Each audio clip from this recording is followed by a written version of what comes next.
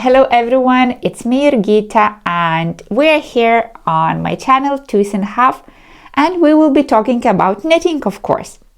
In this video we will talk about some finished objects, about nearly finished objects. I will show you the process of designing and I will show you some new yarn. But before we start, I want to show you one of my older sweaters that I have. I knitted it about 5 years ago. I knitted it using my favorite yarn, alpaca silka. And to be honest, it hasn't had a single felted bubble anywhere.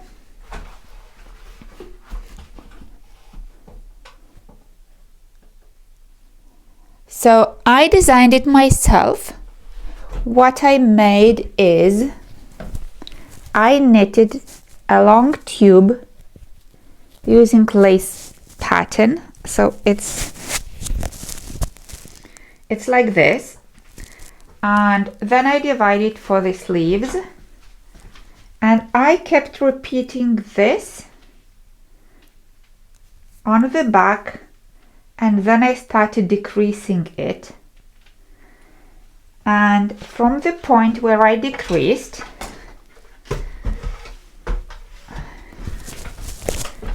I can't see what I'm showing you. Let me have a look. Okay, and then when I stopped decreasing, I just made 2 purl stitches going down, and they nicely go into the ribbing. I have been wearing it a lot, and I think it has just the right amount of details. Nothing on the front, just a little bit of the neckline and some nice element on the back. And the ribbing is 2 by 2.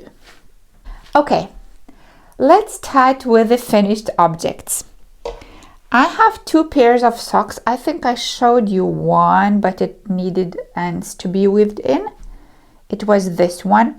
I knitted it using needles number 2, and I knitted it on 52 stitches. I have very narrow feet and regular amount of stitches, that is 60, is usually too big for me. This is really tight, but I want it to be tight like second skin. And I used my AURORA heel. Can't complain, definitely. And the second pair is the same technique, but I mixed this color with very pastel rainbow colors, and I used helical knitting, and I used 56 stitches for this. I think it's a good summer color. The next garment that I finished is the sweater with elongated raglan lines. I was wearing it in the last video with the ends hanging. Now it's like this. It still has some stitch markers because I'm counting. I tried to write the pattern, I haven't finished yet. So it's for size M for me, and I will make for size S and most probably for size L, but I won't be making for sizes XL or 2XL.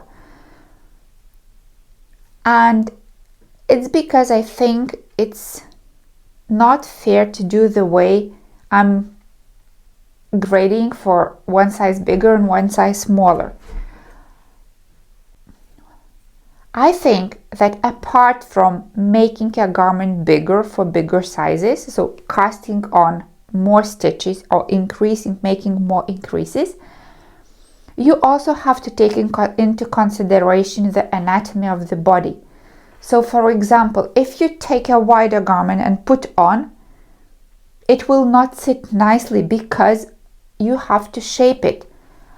People with bigger sizes have bigger bust circumference. So it means you have to make darts either going this way to make more fabric for the chest or to make darts this way. So the garment is still the same width, but it has more fabric here. The same, you have to do something when you come to the belly part, because they usually have a belly and you don't need more stitches. Well, you need more, but apart from this, you need short rows to shape extra fabric, so it kind of nicely, without any tension, covers the body, not giving extra width to the like you have the desired width, but then not to make it too wide. You can still add some fabric with the help of short rows.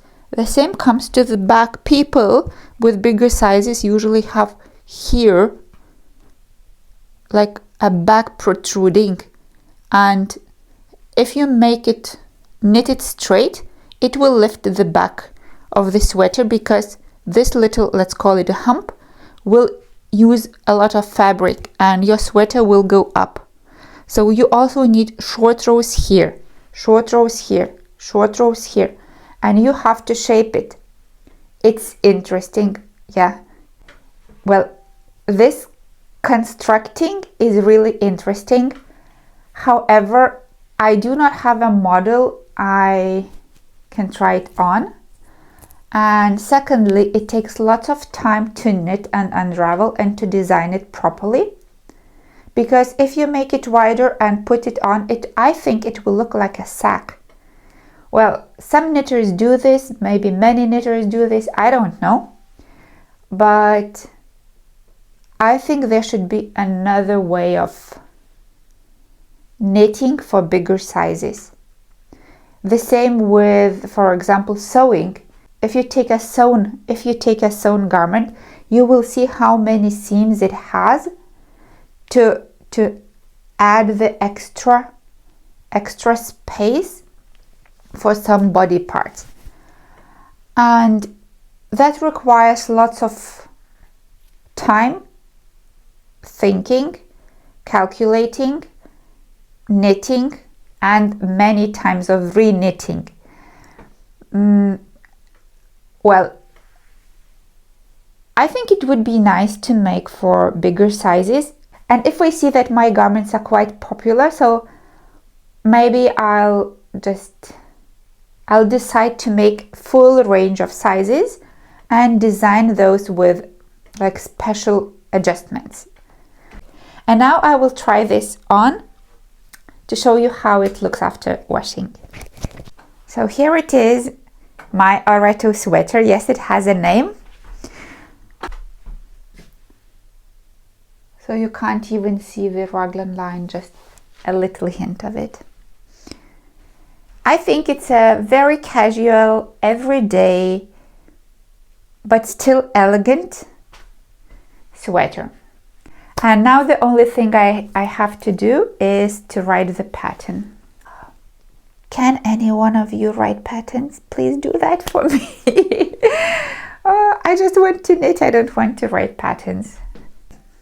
Another sweater, while I was knitting this, I started knitting another one and I showed you a little piece.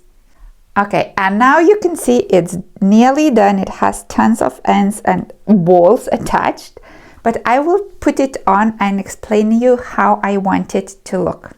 It's not washed, so it looks a bit creased. For this sweater, I used very nice shoulder line technique.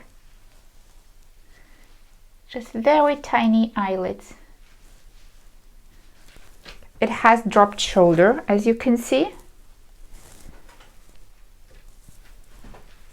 I wanted it to have some bubbles, but instead of knitting out the bubbles, I decided to make them and attach to the garment.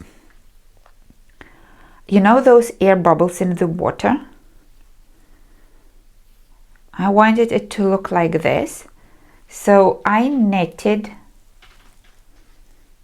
the bubbles, and I will make quite a lot and attach them in little clusters on one side and a bit here on the back, and I don't know, maybe some on the shoulder. I think like mainly there will be like small, middle, and some big ones.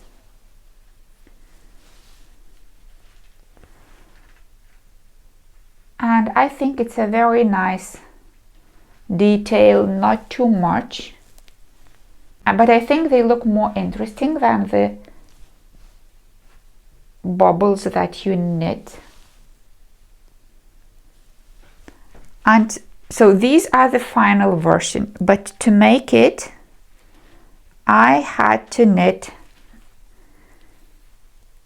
so many, and they will be thrown out because I use some filling in them, like, you know, like poly, like the filling for the soft toys, and I wanted them to be very light, and I used like 2 or 3 strands of mohair and different sizes of needles, and I didn't want the filling to be seen through.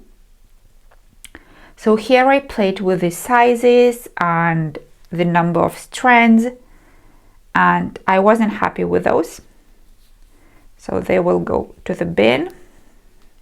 And now I'm finally happy with those. They are very delicate, tiny, and you can't see the filling. So what I have to do here is weave in the ends, do the final calculations, and write the pattern. And I will also make one size smaller and one size bigger, I guess, because also if you want for XL, I think you need some short rows here and a bit here and on the back, or just on the front. But I cannot do it just to write. Even if I count and theoretically it looks okay, you still have to knit it out to see if it works in practice. So this is the project that I nearly finished. And now let's look at the process of designing. I have in my mind several designs of socks I want to knit, and one of them is the sock with the ruffle, but the ruffle, instead of going upwards like you can see in many of the designs, I wanted it to look downwards, and I didn't want it to be like to have many folds and to be like girlish type. I wanted it to be like to have the shape of the bell maybe. And here are my attempts. Okay. So here is nearly the right version. Here is the cuff, and the ruffle is not very wavy. It's just a nice little detail. And why I say it's not finished, look, when I put it on the foot, on the ankle, it stretches a bit. And can you see this, the cast on around is a bit like kind of folding, going inwards. It means it doesn't have enough elasticity, or it doesn't have enough stitches to stay flat. As you can see here, see, it just folds inwards.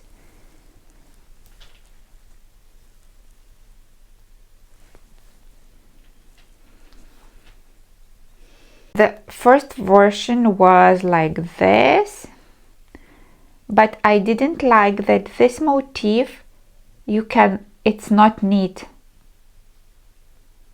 It's just some decreases that do not have like a clear pattern and symmetry. Then where is that? Here. Then I tried other type of ruffles.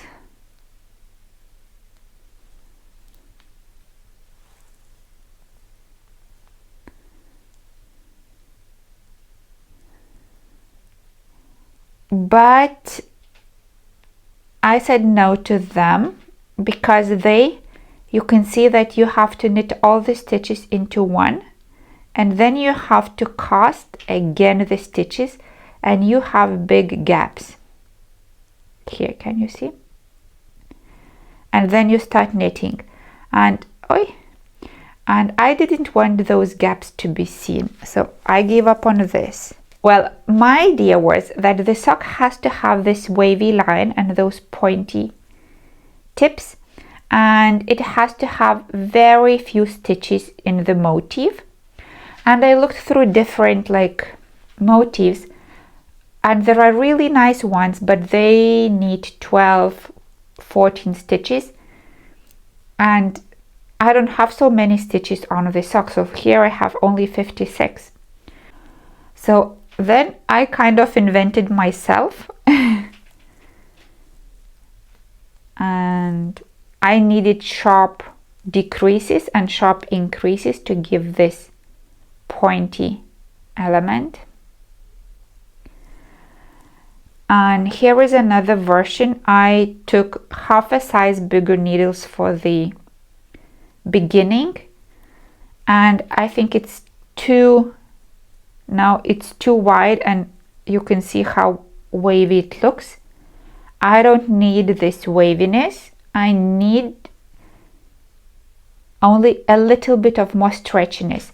And I also want to change the first rounds to give it a bit different look if possible for this part. And I don't know how many samples I simply unraveled, so you see only 4 of them that survived, and maybe 6 of them didn't survive at all. So that's how I make my patterns for myself. I think I still have some ideas. I still have many ideas in my head I want to knit, but I say nope. You have to write the pattern to share with your knitting friends, and then you can move forward. And I want to show you some yarn that I got. The first one I'm going to show you is the one that I got maybe a month ago, and I forgot to share with you in the last video. So remember, once we talked about Noro yarn, and you said that you are using it with mohair for sweaters, and I saw someone also knitting a sweater using it. This is Japanese yarn, and it says Silk Garden Sock Solo, 40 wool, 25 silk, 25 polyamide, and 10 mohair, and a 100-gram ball has 300 meters. I don't know about your countries, but here in Norway it's insanely expensive. This ball costs 300 kroner, so it's 30 euros. I don't see any reason why. It's only my opinion. It's kind of 1-ply, lightly spun yarn with a tweed effect. And when I went to the shop, and I went too late because it was in the neighboring town, they had it on sale because apparently no one was buying this yarn, and it cost only 5 euros instead of 30. And I said, wow, that's the time for me to try it out. But I couldn't find many colors because everything was sold out.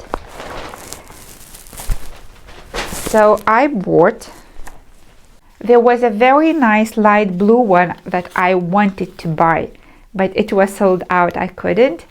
So what I did, I bought 4 balls of brownish and 2 balls. If it's not enough, I can make it stripy or with some intarsia or something else. 2 balls of this grayish greenish one.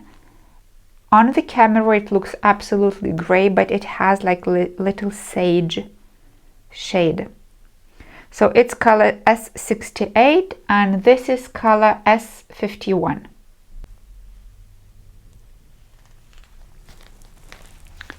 So that's a thing to try. I can't use always alpaca silk. I have to try other yarns as well. Oh, by the way, this is also knitted with alpaca silk and knitting for olive mohair. And another yarn is from my country. And we have a company, Turkish company, Gazal. This is budget-friendly yarn. However, they are changing their line and they have more expensive and better yarns. And one of them is, it's a new product. It's wool and silk.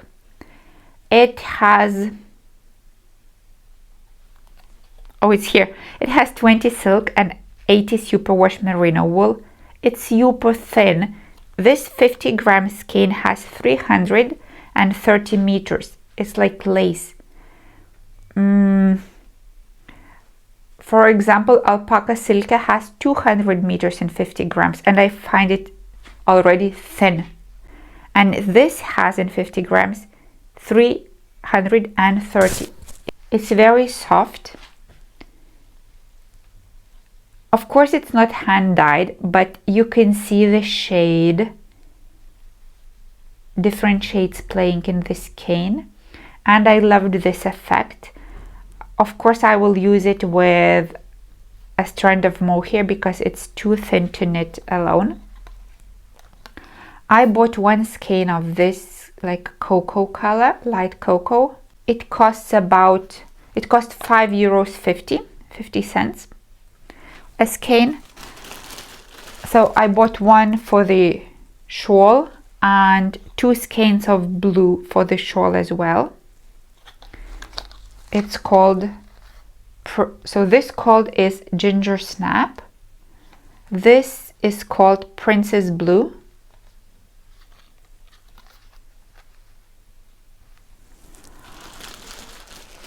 And I bought 2 skeins of beautiful greenish. The camera doesn't show you the right color. Nice. Okay, so it is oil blue. It's like sage color.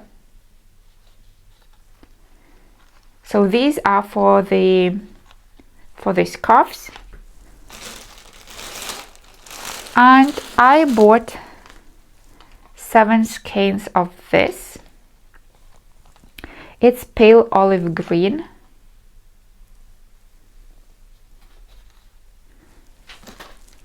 So you can see the difference.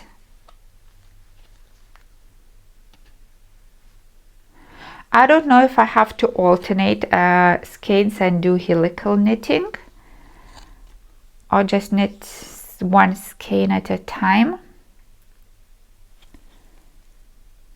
It will be a super light garment and maybe I have to take 2 strands of mohair, I don't know. So I will give it a try.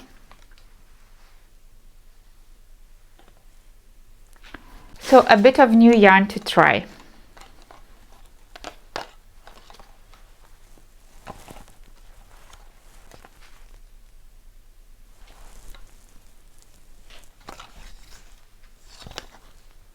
I have a question. I'm writing the pattern and when I knit the second sock, I will knit on the camera all this part, how to make the lace, how to make the creases, how to make the cuff, how to join everything, how to attach the other color, and how to knit the sock. So maybe I should knit for 60 stitches.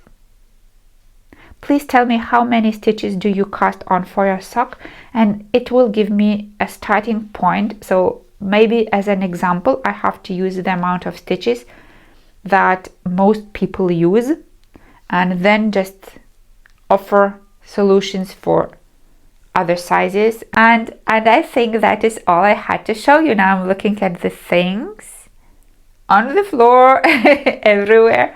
Now I think I have shown you everything.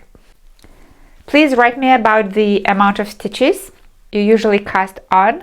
That will be very helpful for me. And hope to see you soon. Bye!